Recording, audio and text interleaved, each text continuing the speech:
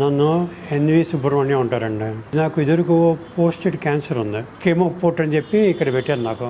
దీని మూలంగా మందు పంపించడం మొదలుపెట్టారు నాకు. 15 డేస్కి ఒకసారి కీమోథెరపీ, 31 డేస్ రేడియేషన్ థెరపీ అని చెప్పి చేసుకొచ్చారు. కీమోథెరపీ వీళ్ళు ప్రొలాంగ్ చేస్తూ పోతున్నారు. ముందు 12 అన్నారు, 18 చేశారు, 20 అన్నారు, 25కి వెళ్ళారు. ఇంకొక 2-3 చేస్తే బాగుంటున్నారు. వీళ్ళు పెంచుకుంటూ పోతున్నారు.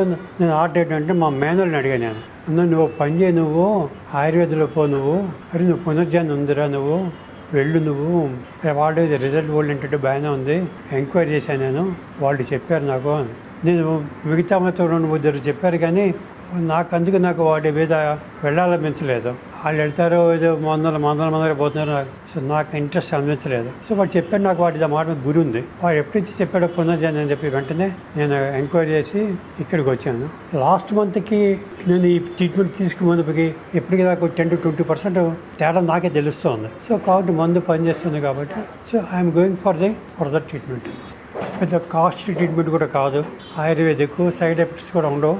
కాబట్టి మీరు వెళితే బాగానే ఉంటుంది. నా సజెషన్ చెప్తాను.